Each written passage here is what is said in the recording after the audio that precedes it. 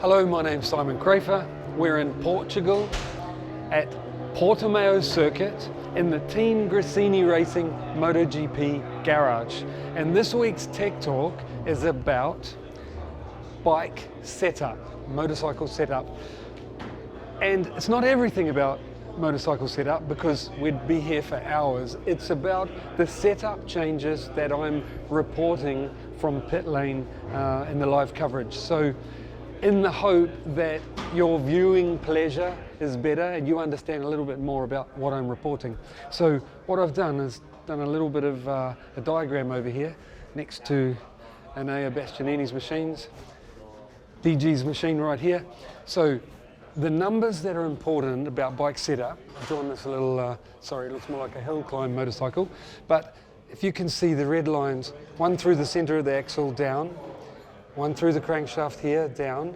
This distance is really important. Like, for example, when I rode 500, Yamaha knew what numbers worked for their machine on the brand of tires I was working on, you know, they're from years of experience. So that number's important.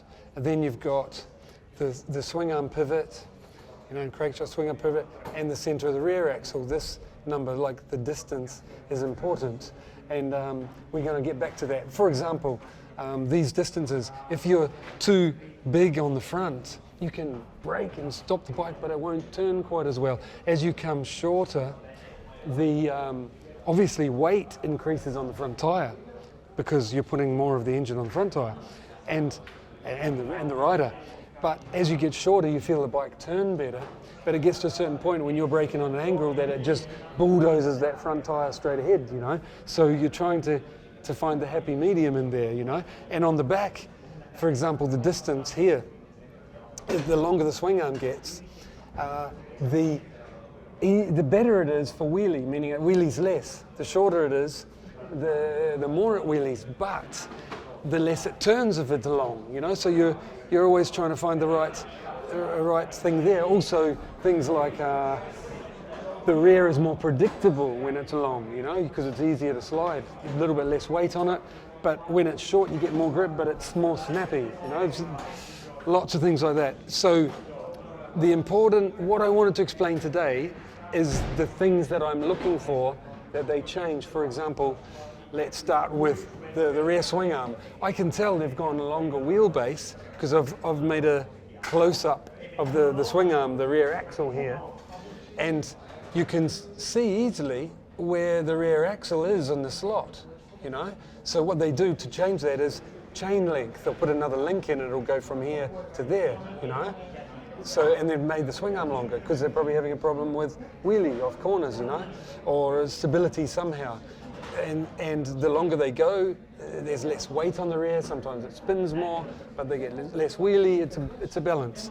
So they've gone longer on wheelbase or swing arm length, you know, by that. Then, for example, I'll often report swing arm pivot height. You know, I've reported that a few times because swing arm pivot height's super important because the higher they go with that, it's all about the numbers. See, I've put a red chain on, so you can see the red chain here. And front sprocket, obviously the chain is pulling with almost 300 horsepower to that rear sprocket. And it's pulling with all that torque on the top of that rear sprocket. And the higher, no, we'll start with lower. The lower they go with that pivot, the more, when the rider opens that throttle, the more it'll pull the rear wheel up, you know? So literally when they're going around a corner, they'll feed the throttle on, the rear will sit down, you know, and the bike will run wide, and it's not putting much pressure on the tyre.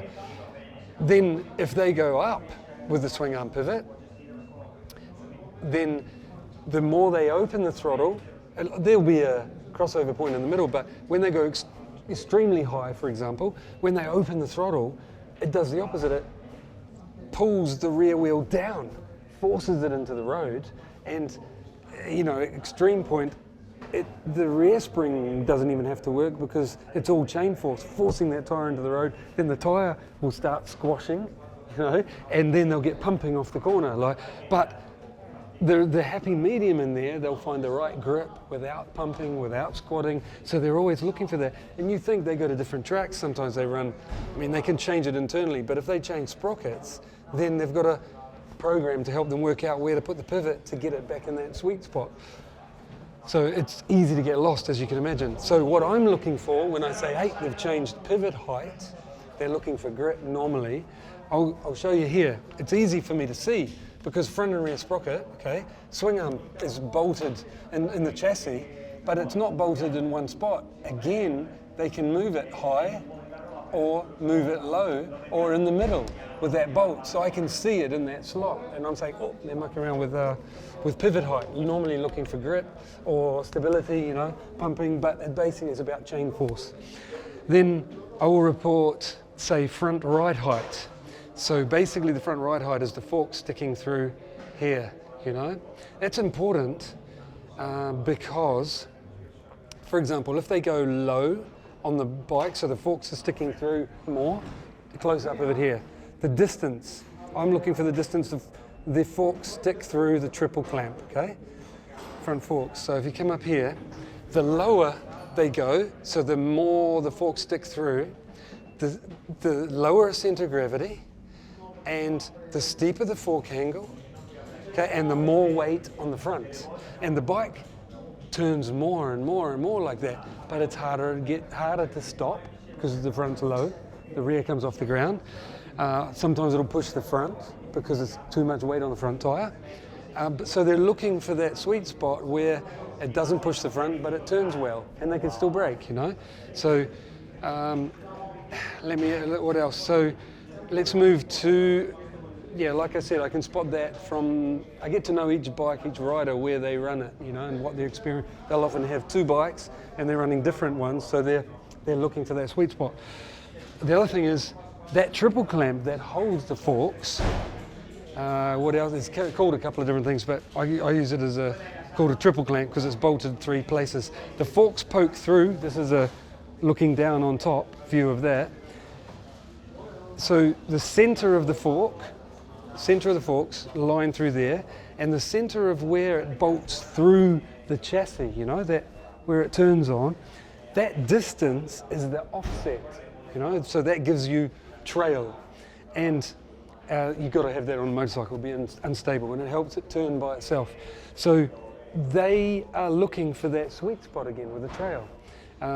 It's about, what can I say? It's about how easy it is to flick from side to side, but also I notice with more trail, as you lean over, the bars kind of turn and the bike turns by itself, even though it's a bit heavier, you know. So they're trying to find that sweet spot all the time. It's about stability as well. And I can see when they change triple clamps, maybe not 1 mil, but when they do go a couple of mil, I can normally see they've changed that. What else is, the other thing is, the easy one to spot is steering head. So in the chassis, where this bolt goes through, you know, runs down through the chassis, this red line here, okay, where it runs through there, they can make the bike longer or shorter. It's kind of like making the swing arm longer or shorter because it moves the front axle further from the crankshaft or closer. And I can see that's changed because if you look under the triple clamps, that's a down view of the chassis where that bolt runs through and the steering goes through here, okay? So you can see the black part here, that's the cup that they put in there and that holds the bearing that steering runs on.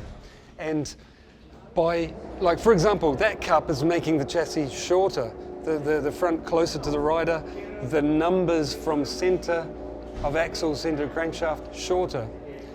If they put that cup in the other way, you know, punch it out, turn it around the other way, the bike will be shorter than longer. So the whole front's moved away, less weight on the front, bigger numbers in here. So, and then they can run one in the center, obviously. They've got all different positions, but they've also got different top and bottom. So they can change the head angle, you know, change the rake, change the trail. Then if they go steeper, then they've got to put a smaller offset to get the trail back. Like, it is so easy to get lost. I mean, this is no car. And I say that because everything affects something else. You know, they go higher on ride height on the rear, which is the shock length. If they increase the shock length on the back, which makes the seat higher, the head angle steeper, puts more weight on the front, less on the rear, everything changes. All the numbers change, the trail changes, the center of gravity changes, the swing arm pivot height changes, because you think the angle of that's going more, so you get a higher swing arm pivot just by raising the rear ride height. It is a brain fry, and I love it.